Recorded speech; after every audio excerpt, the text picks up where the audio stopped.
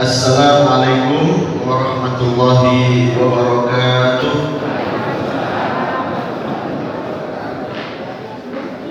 Mugi-mugi ingkang jawab salam kula selalu diberi kesehatan. Mugi ingkang jawab salam kula selalu dimudahkan segala urusan. Amin. Mudah-mudahan yang jawab salam saya dimudahkan bayar hutang. Niki sing dari jawab salam gelo. Tuasan sing nyekel HP gitu. Bapak-bapak atau mungkin gelo. Tuasan sing ngobrol oleh jejer. Saya ulangi. Assalamualaikum warahmatullahi wabarakatuh.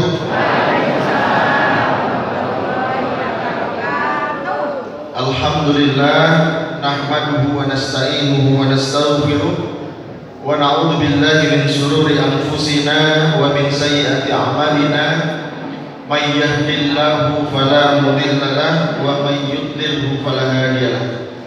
Asyhadu an la ilaha illallah wahdahu la syarika lah wa asyhadu anna Muhammadan abduhu wa rasuluhu la nabiyya wa la rasula ba'da. Raditu billahi rabba wa bil islam dina wa bi Muhammadin nabiyya wa rasula. Rabbi zidni ilma wa razuqni fahma. Rabbi israh li sadri wa yassir li amri wahlul 'uqdatam min lisani yafqahu qawli. Ada tipu tuh mas? Tak eksiden. Mungkin pas foto pas kan bener lain.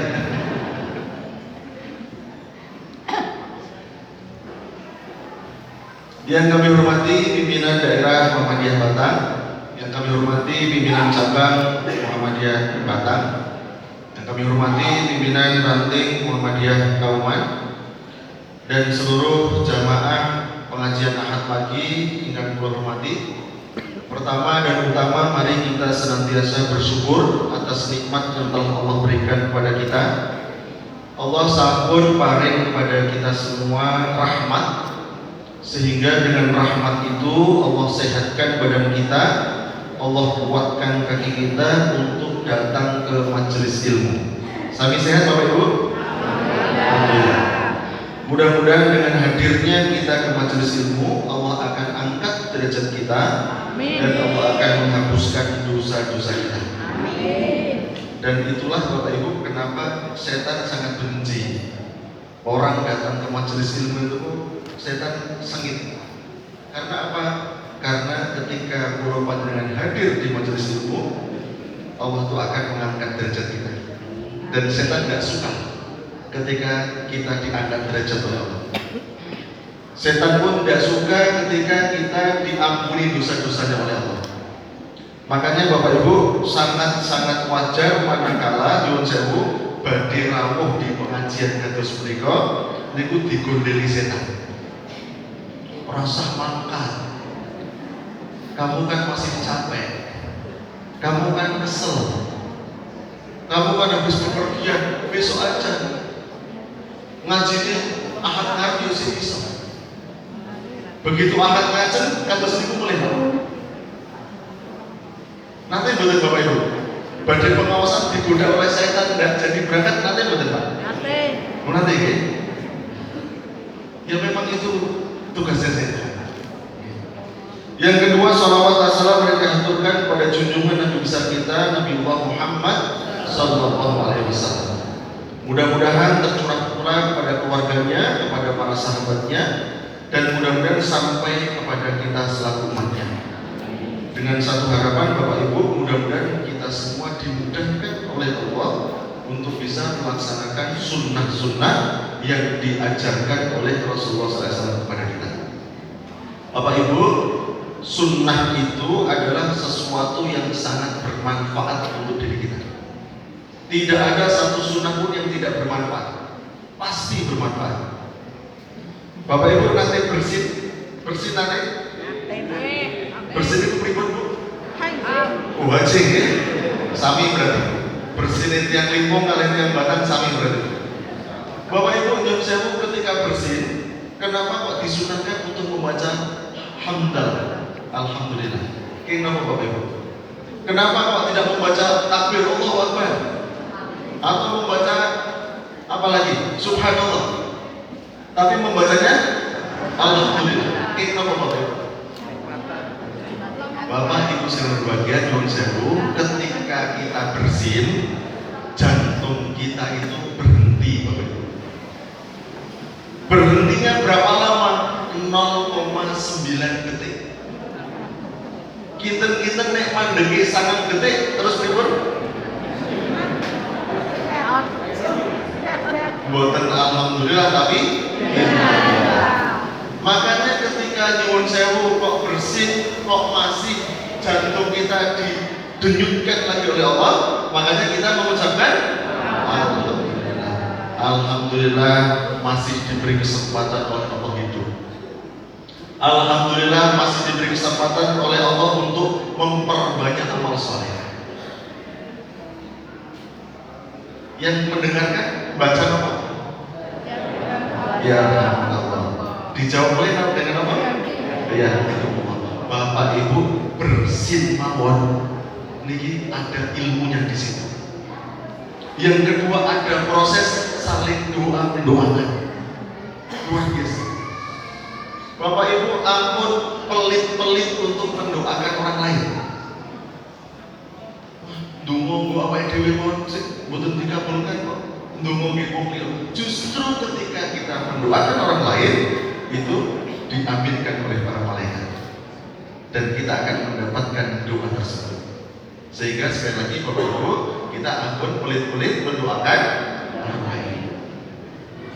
Bapak Ibu serbanya yang ketiga, karena kita jangan pelit mendoakan orang lain, kita doakan Bapak Ibu, mudah-mudahan saudara-saudara kita yang saat ini sedang sakit, dimanapun mereka berada, apapun sakitnya, mudah-mudahan segera diberi kesembuhan oleh Allah. Mudah-mudahan diangkat penyakitnya oleh Allah, dan mudah-mudahan sakit yang dideritanya menjadi sarana gugurnya dosa-dosanya. Bapak Ibu, sakit yang bisa menggugurkan dosa syaratnya nomor 3. Apa itu? 1, sabar. Bersabar atas penyakit yang diderita. Kemudian yang kedua, Bapak Ibu, menerima apapun yang menjadi ketentuannya Allah.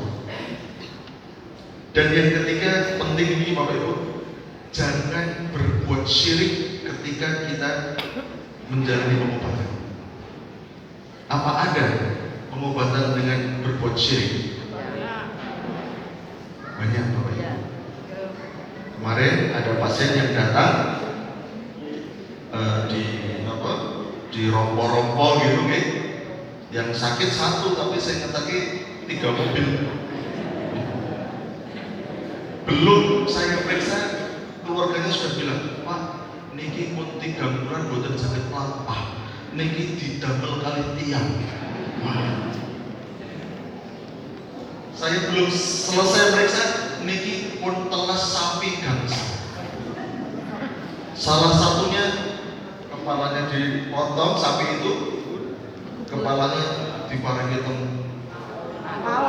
gunung riwang, karena dia orang bawah. Hati-hati. Sehingga Bapak Ibu berbahagia, mudah-mudahan kita terjauhkan dari itu semua. Baik Bapak Ibu berbahagia, pada pagi hari ini kita akan saran-saran belajar terkait dengan kita saat ini berada di bulan Muharram. Bulan Muharram itu tahun baru Hijriah. Bapak Ibu, terkait dengan bulan Muharram ada 2 hal yang harus kita perhatikan. Yang pertama Bapak Ibu, bahwa bulan Muharram itu adalah salah satu dari 4 bulan yang disucikan oleh Allah. Syahrul Hurum.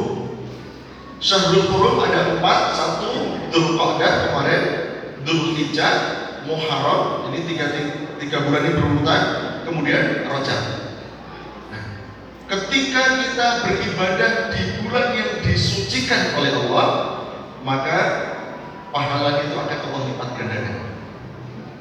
Seperti halnya ketika ulama panjenengan beribadah di tempat yang disucikan oleh Allah. Ketika kita sholat di Masjid Nabawi, pripun? lebih baik dari 1000 kali sholat di masjid yang lain. Kenapa kok dilipat gandakan seperti itu? Karena tempat itu disucikan oleh Allah. Ketika kita di Masjidil Haram di Mekah, kita sholat sekali di sana, itu sama atau lebih baik dari 100.000 kali dibanding sholat di masjid yang lain.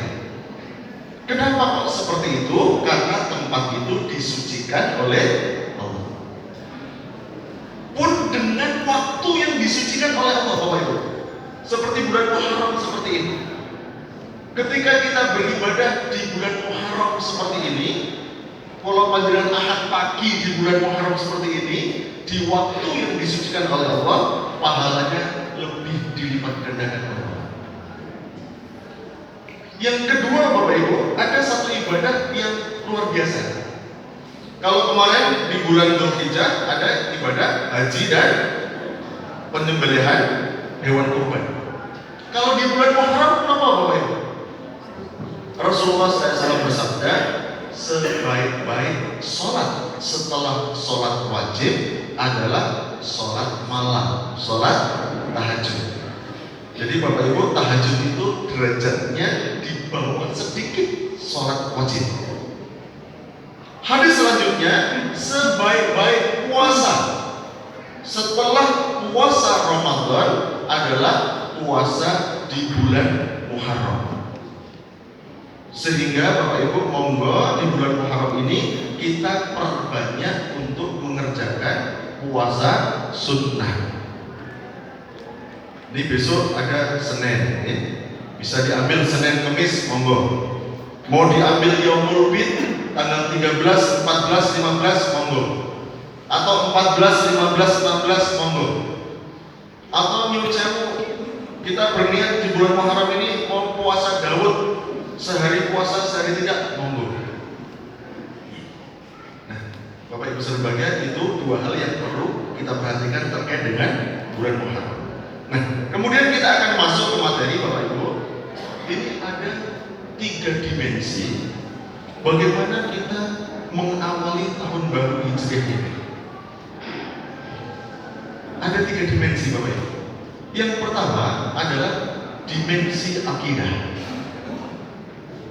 atau kalau di bahasa agamanya, di bahasa syariatnya adalah salimul akidah.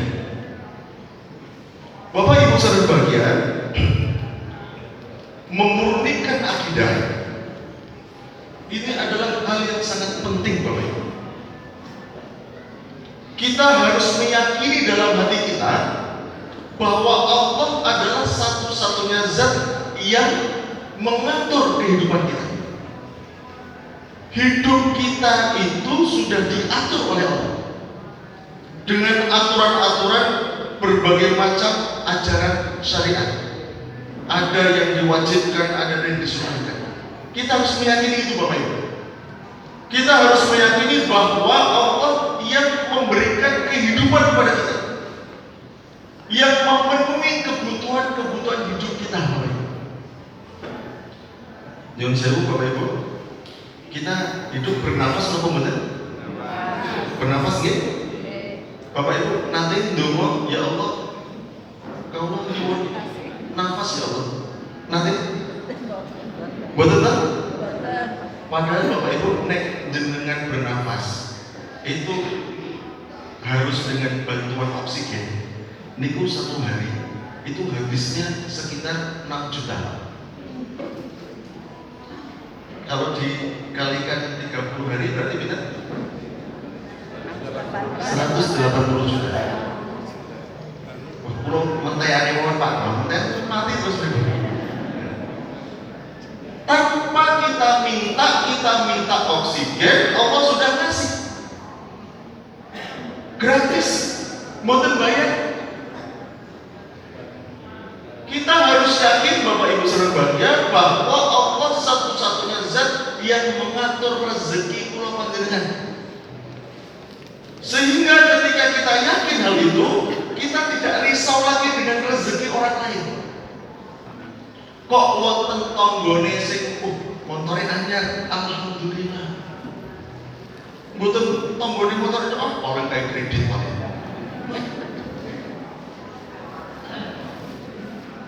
Kita sudah tidak risau lagi manakala nyuwun sewu sami-sami dodol baksone kok kancaku sing dodol baksone kok luwih laris. Mboten napa-napa. Wong rezeki niku sampun diatur Bapak. Bapak Ibu berbahagia, kita juga sudah tidak manakala nyuwun sewu. Kita sebagai pedagang kok dagangannya sepi, tidak perlu lagi kok cari-cari penglaris. Karena apa? Karena kita yakin bahwa Allah yang memberikan rezeki kepada kita. Bapak Ibu, ini harus dikuatkan betul ini masalah akidah ini Bapak Ibu. Yakin nggak? Hari ini kita sudah dijamin rezekinya oleh Allah. Yakin ya? Bapak Ibu, ini ada cerita nyuwun sewu. Cerita ini saya dapatkan ketika saya ngisi pengajian di Sragen Bapak Ibu. Jadi ceritanya ada namanya Pak Santo. Ini supir di perusahaan Konimek di Solo. Ketika itu hari Kamis, Pak Santo ini putranya dua. Satu masih kuliah di Akademi Keperawatan, yang kedua masih SMA. Beliau dikabari oleh dari kampus bahwa hari besok, hari Jumat, ini harus menyelesaikan kekurangan pembayaran putranya yang nomor 1 yang kuliah di Akper ini. Kalau hari Jumat tidak bisa menyelesaikan pembayaran, hari Senin tidak bisa ikut ujian. Kekurangannya 5,5 juta Bapak. Padahal hari Jumat itu, hari Kamis itu dia masih pegang uang 1,5 juta. Kurangnya pinter? 4,5 juta. Bapak Ibu, misalnya kalau panjenengan berada di posisi sebagai Pak Santo, bagi pripun? Nah, boleh tangan. Napa mulai? Di sini Bapak Ibu letaknya. Pak Santo, Pak Anto, nyuwun sewu, dia selalu berdoa kepada Allah. Ya Allah, niki pripun ya Allah. Besok saya harus bayar 5,5 juta. Padahal saya masih punya uang 1,5 juta. Bapak Ibu nanti mengalami hal seperti itu. Di sini Bapak Ibu letaknya. Biasanya orang ketika ada masalah seperti itu ngangkule kali sesama manusia, ngangkule kali makhluk. Tapi Pak Anto tidak. Dia berdoa pada Allah. Doa terus kali Gusti Allah. Bapak Ibu, Kamis sore dia ditelepon oleh perusahaan suruh mengantar tamu yang dari Australia untuk diantar ke Semarang, ke Hotel Kumayan. Akhirnya diantar oleh Pak Anto karena dia memang supir perusahaan itu. Diantar, begitu sampai ke Hotel Kumayan di Semarang, itu tamunya itu mau ngasih tip. Pak Anto, ini monggo, kita mau diterima nggak? Lagi butuh uang loh nih Pak. Pak Anto matur, Pak mohon maaf, saya sudah dikasih uang sama perusahaan, bahkan uang bensin pun sudah dikasih. Terima kasih. Pak Anto nggak terima. Begitu Pak Anto keluar dari hotel, kemudian masuk ke pom bensin, isi bensin, kemudian melanjutkan perjalanan ke Solo pulang. Sambil di jalan Pak Anto itu doa terus Bapak Ibu. Dan berdoanya sambil nangis. Panjenengan ngerti? Doa sambil nangis Bapak Ibu. Yang diminta apa? Biasanya kita doa sambil nangis paling nyuruhin dua. Bapak sudah nangis. Ya Allah, ini besok saya harus bayar 5,5 juta. Ini masih ada duit 1,5 juta ya Allah, kurang 4 juta ya Allah. Nunggu itu Pak. Begitu Pak Anto keluar dari tol Kartosuro, masuk ke kiri mau ke Solo, di situ ada jalan yang rusak Bapak Ibu. Ternyata ada suara geludak. Akhirnya Pak Santo minggir, dilihat. Ternyata ada kamera yang punya tamu tadi yang tertinggal Bapak Ibu. Dibuka oleh Pak Anto kameranya. Dia sempat berpikir, apa ini hasil dari doa-doaku? Pak Anto moto dikirimkan temannya yang jual beli kamera Bapak. Kemudian temannya itu menjawab, Pak Anto segera bawa sini, saya beli kamera itu 5 juta. Wow, butuhnya pinter? 5,5 juta ya? Baru ada uang berapa? 1,5 juta. Kurangnya 4 juta. Ini kameranya dijual 5 juta. Terus yang sisa 1 juta. Pak Anto sempat berpikir seperti itu Bapak. Apa ini jawaban dari doaku? Begitu Pak Anto itu mau beranjak ke yang jual beli kamera itu, Pak Anto teringat terus bergejolak dalam hatinya. Itu bukan hakmu, itu bukan hakmu, kembalikan. Singkat cerita Bapak Ibu, Pak Anto balik lagi ke Semarang Pak. Sampai Semarang jam 9 malam, sampai hotel Bumayan lagi. Beliau matur sama resepsionis mau ketemu sama tamu ini, kamar ini. Di bel ternyata tamunya nggak ada di tempat, masih keluar. Sama resepsionisnya matur, Pak sudah dititipkan sama kami aja. Nanti begitu tamunya datang kami kasihkan. Enggak, saya harus ketemu sama tamu itu. Tamu itu langsung jam 11 malam. Setelah ketemu, Pak, mohon maaf, ini kameranya Bapak. Oh iya benar Pak, ini kamera saya. Loh Bapak sudah sampai mana? Saya sudah sampai Solo. Balik lagi ke sini? Iya. Sudah sebentar Pak.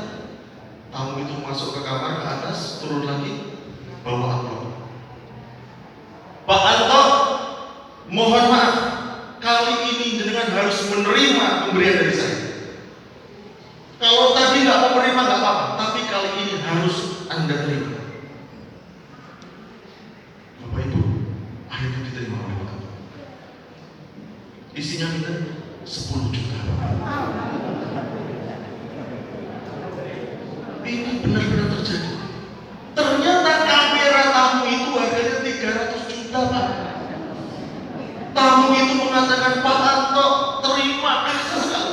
Ini kalau kamera ini hilang, selama saya bekerja 20 tahun habis semua. Karena apa? Semua datanya di situ. Luar biasa.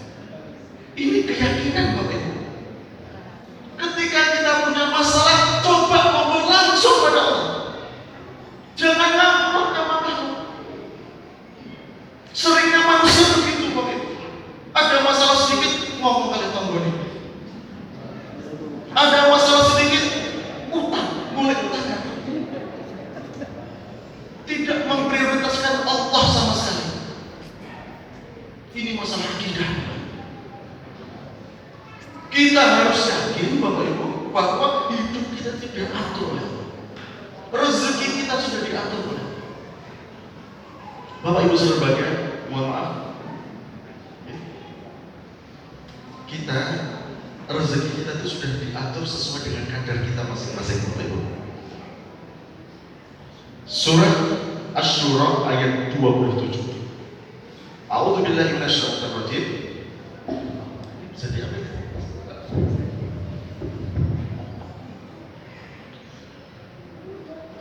Walau basatallahu rizqa li ibadihi labaghaw fil ardh. Andai saja Allah itu melapangkan rizki kepada semua hamba-hambanya, tentunya mereka akan labaghaw fil ardh. Mereka akan melampaui batas di muka bumi.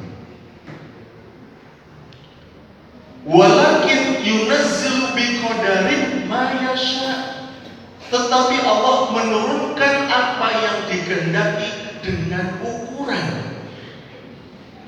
Rezeki kula panjenengan itu sudah diukur Bapak Ibu oleh Allah.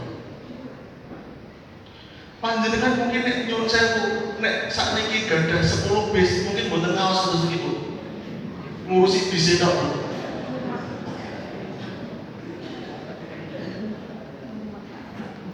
Rezeki kita sudah diatur oleh Allah.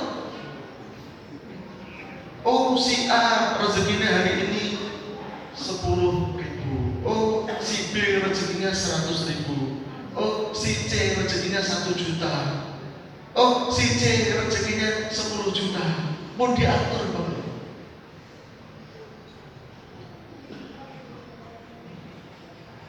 Sehingga nyun sewu tadi, ketika kita melihat ada teman kita kok rezekinya banyak, oh itu sudah diatur oleh Allah. Sudah tidak ada lagi rasa dengki, iri, tidak ada. Bapak Ibu berbahagia, ini ada satu hadis yang luar biasa. Ini memotivasi kepada pulau panjenengan. Rasulullah mengingatkan kepada kita, jangan sampai kita itu merasa rezekinya seret. Jangan sampai kita merasa rezekinya itu terlambat datang. Ini hadisnya dari Imam Baihaqi. Ayyuhan nas, kata Rasul, wahai manusia, inna ahadakum la yamuta hatta tastakmila rizqah. Sesungguhnya di antara kamu sekalian tidak akan mati kecuali sudah sempurna jatah rezekinya. Orang kalau sudah wafat berarti sudah sempurna Bapak Ibu rezekinya. Berarti apa Bapak Ibu? Selama kita masih hidup berarti masih ada rezeki. Paham ya sampai di sini? Ya, kita lanjutkan. Fala tastabdi'ur rizqa. Maka janganlah kamu merasa bahwa rezekimu itu terlambat datang. Apa rumusnya yang diberikan oleh Rasulullah? Ittaqullah ayyuhan nas. Bertakwalah kamu kepada Allah wahai manusia. Solusi pertama niki Pak, suruh bertakwa kepada Allah. Solusi yang kedua, wa ajmilu fit talab. Perbaiki cara mencari rizkimu. Kita suruh perbaiki terus cara mencari rezeki kita. Nek musim udan kita kok dodol es itu ribut. Namanya tidak memperbaiki cara mencari rezeki. Nyuwun sewu Bapak Ibu, saat ini pasar-pasar itu udah sepi Pak. Limpung itu pasarnya besar. Ramainya cuma pagi, pasar pagi Pak. Begitu siang longgar gak ada orang. Semua nangkul. Lah gimana? Ya diperbaiki cara mencari rezekinya. Sekarang zamannya online, gimana? Kalau pedagang kok boten memperbaiki cara mencari rezekinya dengan online, ya akan kalah dengan yang lain. Saya kemarin buka warung makan pempes segala macam itu. Ya masakannya enak, tempatnya enak, tapi ternyata tidak banyak yang datang. Paling habis itu 20 porsi. Sekarang tempatnya saya rubah. Saya buat untuk jualan seblak. Ternyata, Masya Allah, seblak itu lagi booming. Sekarang sehari bisa 250 porsi. Nah ini kita perbaiki terus cara mencari rezeki kita. Ini resep yang diberikan oleh Rasulullah. Resep yang ketiga, khudu mahal. Ambil yang halal-halal saja. Yang haram tidak usah.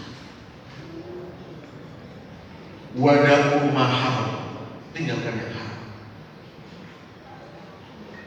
Bapak Ibu nyuwun sewu,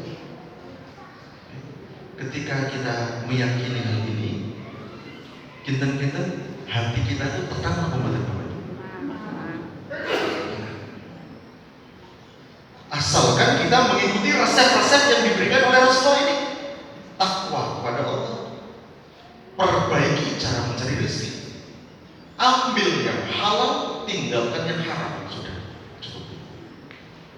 Ini resep yang luar biasa. Bapak Ibu berbahagia, ini yang pertama, salimul akidah. Yang kedua Bapak Ibu adalah salimul ibadah. Bagaimana kita berusaha Bapak Ibu agar bertambah usia ini. Nah, bentene usia kali umur apa Bapak Ibu? Bentene apa? Usia sama umur apa bedanya? Bapak Ibu nyuwun sewu, kalau usia itu dari bahasa Arab sinun. Sinun itu artinya gigi Bapak Ibu. Artinya apa? Berkaitan dengan pertumbuhan tubuh kita. Nah, kalau pun tutup usia, nah sudah tidak bisa lagi mengerjakan ibadah apapun. Tapi kalau umur berkaitan dengan usaha yang kita lakukan selagi hidup, semasa hidup. Makanya Bapak Ibu ketika kita nyuwun sewu silaturahim itu apa? Kata Rasulullah, memanjangkan umur, bukan usia. Umur itu terkait dengan apa yang kita lakukan selama kita hidup. Makanya nanti ada istilah umur kedua. Umur kedua itu ketika kita nyuwun sewu sudah wafat, diwafatkan Allah di dunia, kita masih mendapatkan pahala yang mengalir dari apa yang kita lakukan. Dari amal jariyah, dari ilmu yang manfaat, dari anak yang soleh dan sebagainya. Nah, ini bedanya. Bapak Ibu, bertambahnya usia kita, ibadah kita harus meningkat Bapak Ibu. Ibadah kita amat niku-niku tok ampun. Yang penting kan sholat, yang penting puasa, ampun terus nih. Kita tingkatkan terus ibadah kita Bapak Ibu. Kemarin ada hasil penelitian, Masya Allah luar biasa. Saya baca itu merinding Bapak Ibu. Penelitian itu yang menulis dari Maroko, Profesor Ismail namanya. Beliau menulis salah satu tanda kalau keluarga itu bahagia, manakala suami istri itu bertambah hari, bertambahlah amal ibadahnya. Setelah ijab qabul sampai sekarang itu bertambah terus. Ibadahnya meningkat terus. Niki kula panjenengan pripun niki Bapak Ibu? Ibadah kita niki tetap nopo malah berkurang atau bertambah? Bertambah insyaallah. Mudah-mudahan nggih. Naik turun nggih. Bapak Ibu saudara bahagia, gold standar ibadah adalah Al-Quran dan hadis, tidak ada yang lain. Gold standarnya cuma dua, Al-Quran dan hadis. Ketika nyuwun sewu ibadah itu, ibadah itu kok bagus ini, tapi di dalam Al-Quran tidak ada, dalam hadis tidak ada, ya sudah, nggak usah dilakukan. Jangan sampai amal kita itu menjadi amilatun nasibah, amal-amal yang hanya melelahkan. Ketoke wah, tapi melelahkan. Contohnya, ini gampang. Contohnya, kemarin ada yang datang ke klinik, ke UGD, anak-anak pondok. Ternyata saya periksa dehidrasi. HB-nya cuma 7. Dehidrasi. Saya bilang, Mbak yang antar, Mbak ini kok kenapa? Sejak kapan ini sakit seperti ini? Ini Kok lemes sekali kenapa? Nggih Pak, niki tesih poso. Puasanya apa Bapak Ibu? Ngebel. Ini sudah puasa 9 bulan. Dan saya tanya targetnya berapa? 1 tahun. Puasa bagus tidak Bapak Ibu? Bagus banget? Bagus. Tapi apakah itu dicontohkan oleh Rasulullah? Ya. Ya sudah, jangan dilakukan. Gold standar kita dalam ibadah Al-Quran dan hadis. Ketika itu ada dalam Al-Quran, dalam hadis ada, lakukan. Bapak Ibu berbahagia. Makanya bertambahnya usia kita, kualitas ibadah wajib kita tingkatkan. Ibadah wajib itu kan sudah patok nih, subuh ya sholatnya 2 rakaat, nggak bisa ditambah. Sehingga apa yang bisa kita lakukan? Kualitasnya kita perbaiki. Tapi kalau terkait dengan ibadah sunnah, kuantitasnya ditambah. Jadi kalau terhadap ibadah wajib, kualitasnya ditingkatkan. Terhadap ibadah sunnah, kuantitasnya yang ditambah. Biasanya nyuwun sewu sholat tahajudnya jam saat ini sholat tahajudnya tiap hari. Biasanya nyuwun sewu sholat duhanya 2 rakaat, sekarang tambah 4 rakaat. Biasanya sudah 4 rakaat ditambah 8 rakaat. Biasanya mau Quran itu pripun kula panjenengan Bapak Ibu. Sak legone napa sak kangen. Mulai sekarang dijadwal Bapak Ibu. Baca Quran tiap hari. Monggo mau 1 lembar, mau 2 lembar, mau 3 lembar, mau 1 juz 1 hari, sehingga 30 hari khatam, monggo. Saya punya budi umur 90 tahun, tiap hari membaca Quran 8 juz. Setiap saya silaturahmi ke sana mesti lagi mau Quran. Mbok siap mau sing kagem sentir Pak, karena sudah terbiasa. Kalau mantul sampai jam mana? Jam 10 itu saya tanya, Budi, niki Quran sampai juz, isi 4 juz nih. Biasanya pinten juz Budi? 8 juz. Tapi nek awakku ngerges yo 3 juz.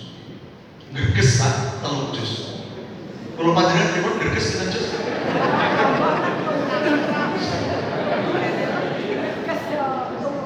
Monggo Bapak Ibu. Salimul ibadah, terkait dengan ibadah kita tingkatkan. Bapak Ibu nyuwun sewu, kualitas dan kuantitas ibadah kita akan mempengaruhi dalam kehidupan kita. Saya ulangi, kualitas dan kuantitas ibadah kita akan mempengaruhi kehidupan kita. Dasarnya apa? Dasarnya surat An-Nahl ayat 97. A'udzubillahi minasyaitonir rajim. Man amila sholihan min dzakarin aw untha wa huwa mu'minun falanuhyiyannahu hayatan thayyibah. Barang siapa yang beriman, barang siapa yang beramal saleh, baik dia itu laki-laki maupun perempuan, dan dia orang beriman kepada Allah, falanuhyiyannahu hayatan thayyibah, maka sungguh kata Allah, aku akan memberikan kepadanya kehidupan yang baik. Jadi Bapak Ibu, kehidupan yang baik itu dipengaruhi oleh 2 hal. Satu, seberapa banyak amal soleh yang kita kerjakan. Yang kedua, seberapa berkualitas keimanan kita kepada Allah. Maka Allah akan memberikan kepada kita kehidupan yang baik. Kehidupan yang baik itu seperti nopo sih Bapak Ibu? Kehidupan yang baik itu menurut Ibnu Katsir adalah kehidupan yang mencakup seluruh bentuk ketenangan dan kecukupan. Uripe tenang dan cukup Bapak Ibu. Selama ini hidup kita tenang apa dari? Kita nek gadah utang itu tenang apa mboten?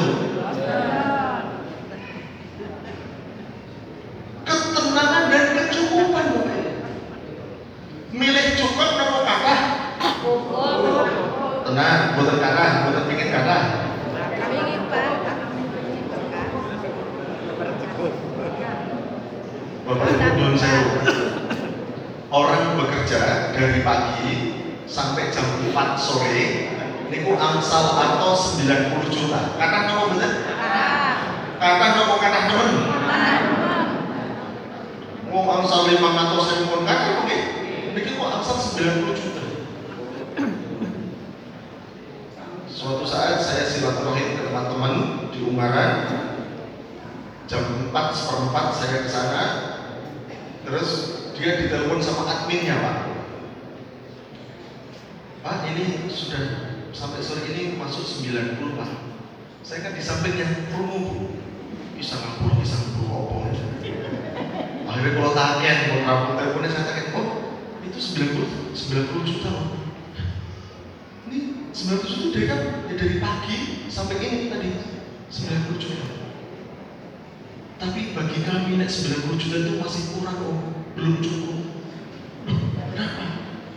Dia tuh punya karyawan 2.000 orang. Tiap bulan harus menggaji karyawan 4,5 miliar. Berarti satu hari 150 juta. Tadi ataunya benar? 90 cukup nama benar? Kakak nama benar? Kakak nama? Tapi benar cukup. Cukup pundi? Lebih baik penghasilannya 100.000 tapi kebutuhan cuma 50.000. Gitu. Bisa orang berani, gitu. Bapak Ibu sahabatnya, ternyata Bapak Ibu, amal soleh yang seperti apa yang bisa mengantarkan kita untuk mendapatkan kehidupan yang baik? Satu, amal soleh yang berkualitas. Apa Bapak Ibu? Amal soleh yang berkualitas. Maksudnya apa? Amal soleh yang berkualitas adalah amal soleh yang jarang dilakukan oleh orang pada umumnya. Kinten-kinten nek ahad pagi harus niki umumnya orang ngapain Bapak Ibu? Jogging, jalan-jalan, apa ya? Tadi saya berangkat dari Limpung ke sini tuh mau cek pit-pitan, gitu. Nek pit-pitan itu tujuannya gak apa sih? Ben apa? Ben sehat. Belum tentu mereka lebih sehat daripada kita yang ngaji. Yang ngasih sehat sih kan? Allah. Bukan sepeda yang ngasih sehat. Allah yang ngasih sehat. Ketika umumnya orang itu tadi jalan-jalan, sepedaan, olahraga, umumnya orang seperti itu, kita kok kurang ngaji atau sedikit, ini amal soleh yang berkualitas. Umumnya orang yang saya punya malam jam 3 malam, ini kok kurun tangi apa betul? Mau nggak sholat? Kok kita kurun sholat, mengerjakan sholat malam? Ini amal soleh yang berkualitas. Umumnya orang yang saya biasanya tadi mau Quran itu legone apa oh kita kok mau tiap hari mau Quran? Ini amal soleh yang berkualitas. Bapak Ibu, saya punya teman yang sangat menginspirasi saya. Ketika itu saya datang ke rumahnya, di atas meja ruang tamunya ada tumpukan kertas Bapak Ibu. Saya tanya, oh ini apa Om?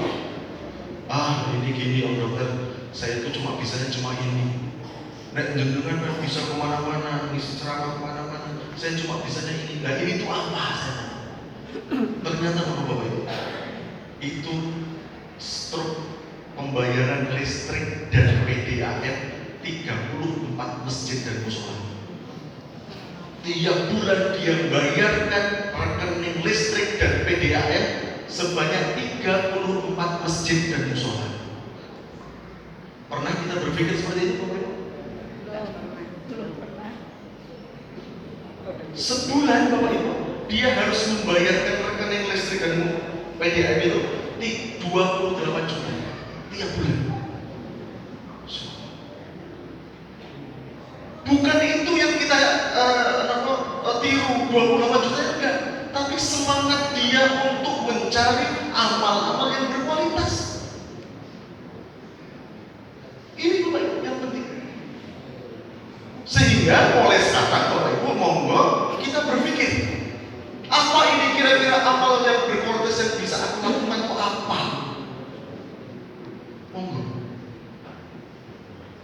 Bapak Ibu, nyuwun sewu. Pengajian pagi ini ya, mudah-mudahan ini jadi amal yang berkualitas. Nek dereng pak mboten usah izin, pangkat terus. Ya, jadi amal yang berkualitas. Bersih-bersih masjid. Ya. Biasanya umumnya orang itu nyuwun sewu, nek ngerasi masjid turun apa mboten? Bisa bangun sakit Pak, tapi untuk resep-resepnya panas, mengandalkan orang lain. Makanya kita bikin Pak, tim masjid itu bersih itu kita bikin. Karena apa? Ini amal soleh berkualitas.